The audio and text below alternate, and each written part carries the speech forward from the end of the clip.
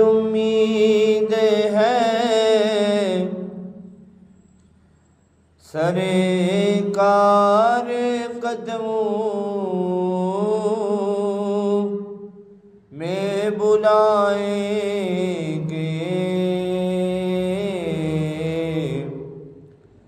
بڑی امید ہے سرکار قدموں میں بلائیں گے،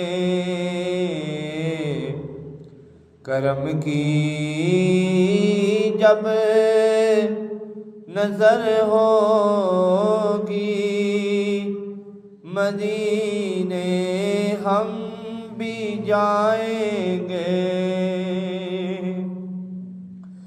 اگر جانا مدینے میں ہوا ہم غم کے ماروں کا، اگر جانا مدینے میں ہوا ہم غم کے ماروں کا،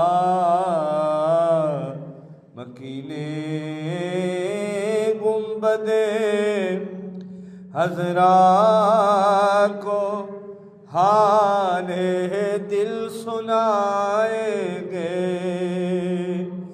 مکینے گنبد حضرا کو حال دل سنائیں گے، قسم اللہ کی ہوگا وہ منظر دید کے قابل، قسم اللہ کی ہوگا وہ منظر دید کے قابل، قیامت میں رسول اللہ جب تشریف لائیں گے، قیامت میں رسول اللہ جب تشریف لائیں گے، بڑی امید ہے سرکار قدموں میں بلائیں گے، کرم کی جب نظر ہوگی مدینے ہم بھی جائیں گے۔ حمد و ثنا رب ذوالجلال اور ہدیہ بحضور سرور کائنات صلی اللہ علیہ وآلہ وسلم پیش کرنے کے بعد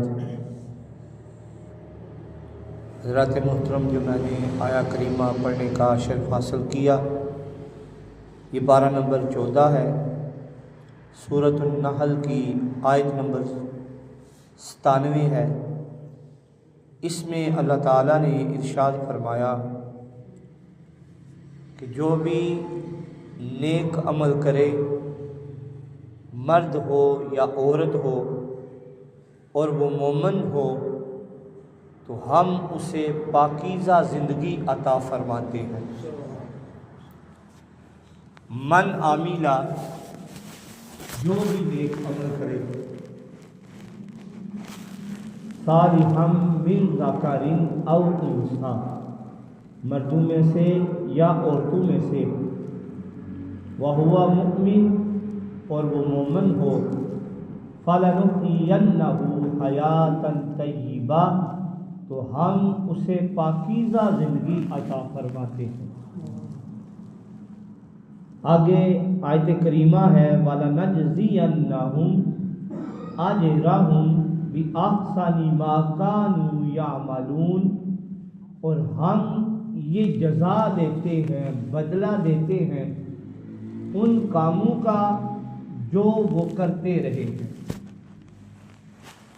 یعنی آپ جو بھی نیک عمل کریں گے تو اس کی آپ کو جزا دی جائے گی۔ آج میں آپ کے سامنے اللہ تعالیٰ کے ایک نیک بندے ان کا ذکر خیر کروں گا۔ دعا ہے اللہ تعالیٰ ان کی سیرت پہ ہمیں عمل کی توفیق عطا فرمائے اور مجھے حق گوئی کی توفیق عطا فرمائے۔ ان کا نام نامی اسم گرامی اولیاء کی صف میں بہت بڑا نام اور اہل سنت چشت اہل بہشت کا ایک بہت بڑا نام حضرت ابراہیم بن ادم ہے۔ آپ کے والد گرامی کا نام شیخ ادم، اور آپ کے جو والد گرامی تھے وہ بلخ شہر کے بادشاہ تھے۔ یعنی آپ کے جو والد تھے وہ ایک شہر تھا بلخ، اس کے بادشاہ تھے، اور جب آپ کی ولادت ہوتی ہے 179 ہجری میں، یعنی 179 ہجری میں، تو پورے شہر کو چراغاں سے سجا دیا جاتا ہے اور جشن منایا جاتا ہے، اور ایسا جشن اس سے پہلے کسی علاقہ میں نہیں منایا گیا۔ اور آپ کی تعلیم و تربیت کی طرف بھی خاص دھیان رکھا جاتا ہے۔ آپ کو مذہبی جو علم ہیں وہ بھی عطا کیے جاتے ہیں، دوسرے علوم سے بھی آپ کو واقف کرایا جاتا ہے۔ آپ کو شمشیر زنی، اس کے علاوہ گھڑ سواری، اس کے علاوہ بہادری کے جتنے بڑے نام ہیں وہ بھی آپ کو سارے گر سکھائے جاتے ہیں۔ آپ کے والد گرامی کا جب انتقال ہو گیا اس کے بعد آپ بادشاہت کی کرسی پہ براجمان ہوئے۔ آپ کے بارے میں آتا ہے کہ آپ کا چہرہ بڑا ہی حسین تھا اور آپ کی سیرت بھی حسین تھی۔ آپ جب بادشاہت کی کرسی پہ آتے تو اتنا آپ کا روب ہوتا کہ باقی بادشاہوں کا اتنا روب نہ ہوتا۔ آپ نے بادشاہت کو چھوڑ دیا اور اس کی وجہ کیا بنی وہ میں آپ کے سامنے سب سے پہلے بیان کرنے کی سعادت حاصل کروں گا۔ ایک فارسی کا مقولہ ہے رحمت خداوند بہانہ می جوئی، خدا کی جو رحمت ہے وہ بہانے تلاش کرتی ہے، اور آپ جو ہے باقی بادشاہوں کی طرح لہو و لعب میں مصروف نہ رہتے تھے، لیکن آپ کو یہ جو شکار بازی ہے اس کا بڑا شوق تھا، اکثر شکار پہ نکل جاتے تھے۔ اور آپ کے بارے میں یہ بھی آتا ہے کہ آپ نے سنا ہوگا آپ کا جو بستر تھا وہ بڑا نرم گداز ہوا کرتا تھا، اور آپ کے بستر کا عالم یہ ہے، چند جو لوگ ہیں وہ یہ بھی کہتے ہیں کہ آپ کا بستر اتنا نرم ہوتا تھا کہ ان تنوں کے حساب سے پھول ہوتے تھے ان کے اوپر آپ سوتے تھے، اتنا نرم۔ الغرض آپ کا بستر بڑا نرم تھا۔ تو آپ ایک دفعہ شکار پہ جاتے ہیں، حضرت ابراہیم بن ادم، آپ شکار پہ نکل جاتے ہیں۔ جب شکار پہ گئے تو آپ نے کیا دیکھا، ایک ہرن کو دیکھا اور اس کا نشانہ لیا۔ جب ہرن کا نشانہ لیا تو وہ ہرن جو ہے وہ بول اٹھا اور کہنے لگا اے ابراہیم، تجھے اس کام کے لیے اللہ نے پیدا نہیں کیا۔ اب آپ پریشان ہو جاتے ہیں، دیکھتے ہیں کدھر سے آواز آ گئی۔ آپ کے تو وہم و گمان میں بھی نہ تھا کہ ہرن بھی بول سکتا ہے، لیکن اللہ کی جو رحمت ہوتی ہے وہ بہانے تلاش کرتی ہے۔ ایسے لوگ جن کو اللہ نے منتخب فرما دیا ہے اور ان کی کوئی نیکی ہی تھی جن کی وجہ سے اللہ نے ان کو منتخب فرما دیا ہے، تو خدا کی رحمت بہانے تلاش کرتی ہے۔ آئے میں آپ کو لے کے جاتا ہوں بادشاہت سے فقیری تک کا سفر کیسے ہوا۔ آپ نے جب ہرن کو شکار کرنے کے لیے تیر کو کھینچا، ہرن بول اٹھا، کیا ابراہیم تجھے اس کام کے لیے پیدا نہیں کیا؟ اب آپ نے ادھر ادھر دیکھا، نہیں پتا چلا، پھر اس کا شکار کرنے لگے۔ وہ ہرن اب بولا اگر میں ہلاک ہوا تو بھی ہلاک ہو جائے۔ اب آپ کو سمجھ آ گئی، آپ پریشان ہو گئے کہ ہرن کیسے بول سکتا ہے۔ ہرن چلا گیا، آپ واپس آ گئے، آپ کے ہاتھ سے کمان گر گئی، واپس آئے، سوچتے رہے کیا ہوا، اسی سوچ میں مبتلا تھے۔ آپ جب گھر آتے ہیں، محل میں جاتے ہیں، کیا دیکھتے ہیں؟ آپ کا جو بستر ہے اس پہ آپ کی لونڈی لیٹی ہے، وہ سو رہی ہے۔ آپ نے جب دیکھا غصے میں آ گئے، لونڈی کی کوئی عزت نہیں تھی، اس کا کوئی مقام مرتبہ نہیں تھا، اور ایک بادشاہ کا محل اور بادشاہ کی وہ جگہ جہاں بادشاہ سلامت آرام کرتے ہیں، آپ نے جب اپنے بستر پہ لونڈی کو سوئے ہوئے دیکھا تو جلال میں آ گئے، نوکروں کو بلایا اور کہا کہ اسے سپاہیوں کے پاس لے جاؤ اور اس کو کوڑے لگائے۔ اب وہ جب لونڈی کوڑے کھاتی ہے، کبھی روتی ہے، کبھی ہنستی ہے، تو سپاہی آتے ہیں، آ کر بتاتے ہیں کہ جناب یہ لونڈی عجیب کام کر رہی ہے، کبھی یہ رونا شروع کر دیتی ہے، کبھی ہنسنا شروع کر دیتی ہے۔ تو آپ نے فرمایا کہ جاؤ اسے بلا دیا۔ جب وہ لونڈی آئی تو اس سے پوچھا گیا کہ تو روتی کیوں ہے، ہنستی کیوں ہے؟ تو اس نے کہا روتی اس لیے ہوں کہ مجھے درد ہو رہا ہے، اور ہنستی میں اس لیے ہوں کہ میں کچھ دیر کے لیے اس نرم بستر پہ سوئی ہوں۔ مجھے دنیا میں اتنی سزا ملی ہے کہ جو بندہ پوری زندگی اس نرم بستر پہ سوئے گا اسے کتنی سزا ملے گی، اسے قیامت کے دن کتنی سزا دی جائے گی۔ اب یہ بھی جو بات ہوئی نا، وہ بھی آپ کے دل کے کونے میں بیٹھ گئی۔ اب آپ یہ بھی سوچنے لگے، پہلے ہرن والا واقعہ ہوا، اب یہ واقعہ ہو گیا۔ چند دن گزرے تھے، آپ کو چھت سے کسی کے چلنے کی آواز آئی۔ آپ چھت پہ جاتے ہیں، محل کی چھت ہے، رات کا پچھلا پہر ہے۔ آپ جب چھت پہ گئے، آپ نے دیکھا ایک اوپر ایک بندہ ہے، وہ گھوم رہا ہے، کبھی ادھر جاتا ہے، کبھی ادھر جاتا ہے۔ تو آپ نے کہا تو کیا کر رہا ہے؟ بادشاہ کے محل کی چھت پہ۔ اس نے کہا میں تو اپنے اونٹ تلاش کر رہا ہوں۔ تو آپ نے فرمایا کہ بادشاہ کے محل پہ اونٹ کس طرح ملتے ہیں؟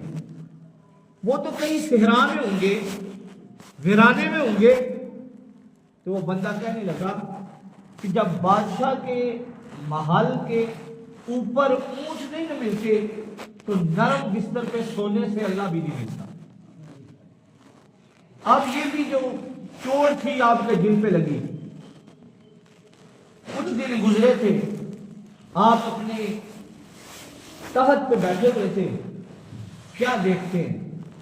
یہ آخری ضرب تھی، آپ بیٹھے ہوئے ہیں، آپ نے کیا دیکھا؟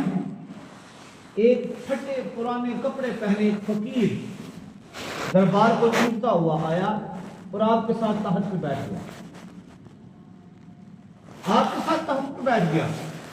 آپ نے اس فقیر سے پوچھا کہ تو ادھر کدھر آ گیا ہے؟ یہ تو بادشاہ کا تخت ہے، تو جا کہیں محلے میں چلا جا، گلیوں میں چلا جا۔ تو وہ کہنے لگا کہ میں تو ایک سرائے میں آیا ہوں۔ تو آپ نے فرمایا یہ سرائے نہیں ہے، یہ بادشاہ کا تخت ہے۔ تو اب وہ فقیر کہنے لگا، درویش کہنے لگا کہ جناب یہ سرائے ہی ہے۔ اب اس نے بادشاہ سے کہا، حضرت ابراہیم بن آدم سے، مجھے بتائیں سرائے کیا ہوتا ہے؟ بادشاہ کہنے لگا کہ سرائے وہ ہوتا ہے جہاں کچھ دیر کے لیے بندہ آئے، اپنا ساز و سامان پاس رکھے، پھر نکل جائے، اپنا سفر کا آگے آغاز کر دے۔ تو وہ فقیر کہنے لگا مجھے یہ بتائیں آپ سے پہلے کون بادشاہ تھا؟ آپ کہنے لگے میرا باپ تھا۔ اس سے پہلے کون تھا؟ اس کا باپ تھا، یعنی میرا دادا تھا۔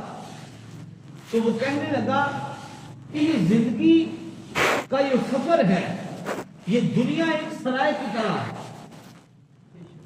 انسان چند گھڑیاں آتا ہے، چند سال گزارتا ہے، پھر چلا جاتا ہے۔ تو یہ بادشاہ کا تخت ہے، یہ سرائے ہی ہے۔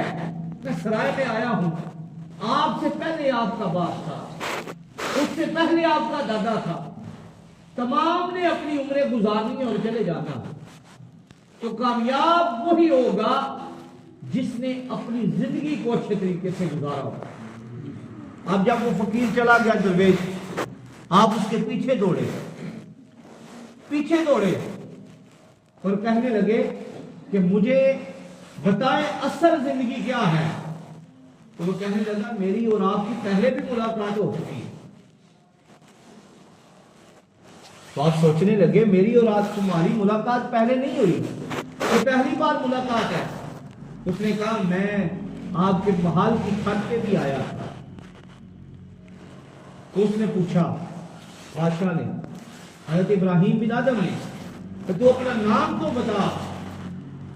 تو اس درویش نے کہا مجھے ہجر کہتے ہیں، اور میں اللہ کی طرف سے تیرے لیے پیغام لایا ہوں کہ بادشاہت کی زندگی کچھ نہیں ہے، بلکہ اللہ کی راہ میں جو زندگی گزاری جائے وہی اصل زندگی ہے۔ تو آپ نے اسی وقت بادشاہت کو چھوڑ دیا، اپنی زوجہ کے پاس جاتے ہیں، اس سے معذرت کرتے ہیں کہ میں زندگی میں تیرے ساتھ وفا نہیں کر سکا، میں یہ بادشاہت چھوڑ کے جا رہا ہوں۔ اپنے کم سن بچے کے پاس جاتے ہیں، اسے پیار کرتے ہیں، پھر تمام رعایا کو بلاتے ہیں، ان سے اجازت لے کے آپ پھر جاتے ہیں، نیشا پور کے ایک جنگل میں چلے جاتے ہیں۔ 9 سال تک تقریباً آپ نے بڑی ہی شدید مشکلات کا سامنا بھی کیا، پوری زندگی آپ نے پھر ایسے ہی کاٹی۔ دن کو لکڑیاں کاٹتے اور بازار میں لے جاتے، اور بازار سے جو آپ کو ہدیہ ملتا وہ آدھا اپنے لیے رکھ لیتے اور آدھا جو ہے وہ غریبوں میں تقسیم کر دیتے۔ ساری زندگی آپ نے ایسے گزارا۔ ایک دفعہ آپ نے جب بادشاہ چھوڑ دی، فقیری کی طرف آ گئے، آپ دریا کے کنارے، آپ نے واقعہ یہ سنا ہوگا، دریا کے کنارے بیٹھے ہوئے تھے۔ یہ جو اللہ والے ہوتے ہیں، یعنی جنہیں ہم کہتے ہیں بابے، تو یہ اپنی ہر چیز کو اللہ کی طرف وقف کر دیتے ہیں۔ یعنی دیکھیں، آپ نے بادشاہت کو ترک کر دیا۔ آج میں آپ کو مثال دیتا ہوں، میں کسی بندے کے لیے، ایک انسان ہے اس کے لیے یا اپنی رشتہ داری کے لیے میں کسی سے بولنا چھوڑ دیتا ہوں، تو آپ کے دل میں یہ ہوگا، جس رشتہ دار کے لیے میں نے چھوڑا ہے اس کے دل میں یہ تو ہوگا یار اس لیے میرے لیے اس نے چھوڑ دیا، یا کسی دوست کے لیے کر دیتے ہیں تو وہ بھی آپ کو اجر دیتا ہے۔ تو حضرت ابراہیم بن آدم نے بادشاہت کو کس لیے چھوڑا تھا؟ یہ تو دنیا کا نظام ہے۔ اگر دنیا والے کسی بندے کے ساتھ نیکی کی جائے وہ بھی نیکی نہیں بھولتا، تو آپ نے تو جو کچھ کیا وہ اللہ کی رضا کے لیے کیا۔ آپ نے بادشاہت کو چھوڑا، نرم بستر کو چھوڑا، नरम जिंदगी को छोड़ा, आसाइशों वाली जिंदगी को छोड़ा। हजरत मोहतरम, ये इतना आसान नहीं है। तो जो बंदा इन आसाइशों को छोड़कर अल्लाह की तरफ अपनी लो को लगाता है तो फिर अल्लाह भी नमाज देता है। तो आपने इतनी आसाइशों वाली जिंदगी को छोड़ा, आपको क्या मिला? आए मैं आपको बताता हूं। आप एक दफा अपनी कमीज को सी रहे थे, पेबंद लगा रहे थे, तो वो जो वजीर था ना, उसने आपको पहचाना। तो ये तो वही बादशाह है इब्राहिम बिन अदम।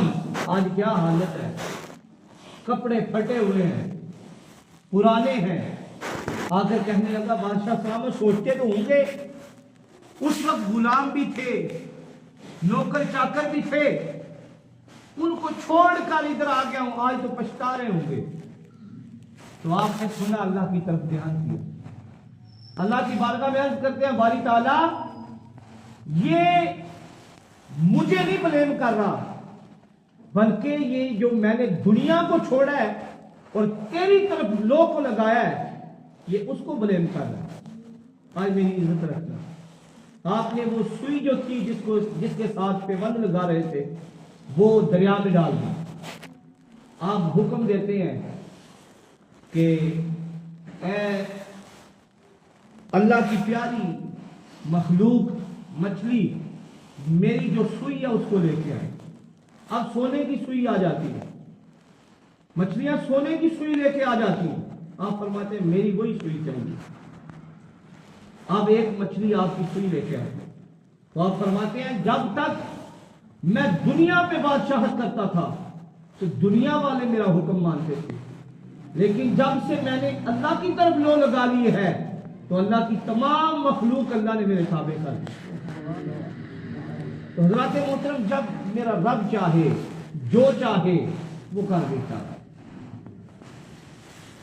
मैटर की बुक है, उसमें आपने ये पढ़ा भी होगा कि आप एक दफा अपने घर से बाहर निकलते हैं, क्या देखते हैं कि एक बंदा बैठा है और कुछ लिख रहा है। आप पूछते हैं क्या लिख रहे हो? वो असल में फरिश्ता था अल्लाह का। आप पूछते हैं क्या लिख रहे हो? वो कहते हैं मैं अल्लाह के बंदों के नाम की फरिश्त बना रहा हूं। तो आपने पूछा क्या मेरा इसमें नाम मौजूद है? तो वो कहते हैं आपका नाम मौजूद नहीं है। अगला दिन आता है, आप फिर पूछते हैं, देखते हैं वही बंदा नाम लिख रहा है। आप पूछते हैं क्या मेरा नाम मौजूद है अल्लाह के बंदों की सब में? तो वो फरिश्ता कहता है तेरा नाम तमाम नामों से बढ़कर है और सबसे ऊपर तेरा नाम है। तो हज़रात मुहतरम, अल्लाह ताला ने 18वें पारे में ये जो अल्लाह के बंदे हैं, हर बंदा अल्लाह का बंदा नहीं, जिन्हें अल्लाह ये मुकाम अता फरमाता, वही बंदे हैं जिनको अल्लाह ये मुकाम अता फरमाता है, जिनकी सिफात को कुरान पाक ने बयान फरमाया है। अगर इन सिफात पे इंसान पूरा उतरता है, फिर अल्लाह ताला भी अपनी तमाम चरिंद परिंद को उसके ताबे कर देगा। वो रब की कुदरत है। हज़रत सुलेमान अलैहिस्सलाम को अल्लाह ने बादशाह दी थी ना, तो वो रब चाहे जो मर्जी कर दे। हज़रत ईसा अलैहिस्सलाम के बारे में आता है, कुरान फरमाता भी है, वरसूलन इला बनी इस्राईल अन्नी कद जितुकुम बिआयातिन मिन रब्बिकुम अन्नी अखलुकु लकुम मिनत-तीनी कहायतित-तैर फांफुखु फीहि फयकूनु तैरन बिइज़्नि। कि आप एक मोटी को बनाते, मट्टी की फूंक डालते, अल्लाह के इज़्न से वो परिंदा बन जाता। मुर्दा होता, आप अल्लाह के इज़्न के साथ उसे ठोकर लगाते, वो जिंदा हो जाता। तो ये तमाम ताकतें हज़रत ईसा की नहीं है, ये तमाम ताकतें मेरे रब की, मेरा रब जिसे अता कर दे। तो अब कुरान पाक ने इन सिफात की, बापों की सिफात की, जो सोशल मीडिया पे बापे कहते हैं, बापों की सिफात को बयान फरमाया है। कद अफलहल मुमिनून, वो मोमिन फलाह पा गए। कद अफलहल मुमिनून अल्लज़ीना हुम फी सलातिहिम खाशिऊन, वो लोग जो अपनी नमाजों को खुशू खुजू तरीके से अदा करते हैं। वल्लज़ीना हुम अनिल लग़्वी मुरिदून, जो एराज करते हैं लहवो लव वाली बातों से। والذین هم للزکاة فاعلون، جو زکوٰۃ ادا کرتے ہیں، والذین هم لفروجہم حافظون، وہ لوگ جو اپنی نگاہوں کی حفاظت کرتے ہیں، والذین هم لفروجہم حافظون الا علی ازواجہم او ما ملکت ایمانہم فإنہم غیر ملومین فمن ابتغى وراء ذلك فأولئك هم العادون والذین هم لأماناتهم وعهدهم راعون والذین هم على صلواتهم يحافظون۔ آخری جو صفات اللہ تعالیٰ نے بیان فرمائی ہیں وہ امانتوں کی حفاظت کرتے ہیں، وہ اپنی نمازوں کی حفاظت کرتے ہیں، وہ نیک کاموں کی طرف دلچسپی رکھتے ہیں، اور آخر پہ فرمایا الذین یرثون الفردوس ہم فیہا خالدون، یہی وہ لوگ ہیں جن میں یہ صفات ہوتی ہیں، اللہ انہیں جنت کا وارث بنا دیتا ہے۔ وہ جس بندے پہ ہاتھ رکھتے ہیں اللہ تعالیٰ اسے بھی جنت کا وارث بنا دیتا ہے۔ تو اللہ تعالیٰ ہمیں نیک بندوں کی سیرت پہ بھی عمل کرنے کی توفیق عطا فرمائے، جس طرح انہوں نے دنیا کو ترک کیا، اللہ کی طرف دھیان رکھا، ہمیں بھی اپنے رب کی طرف دھیان رکھنے کی توفیق عطا فرمائے۔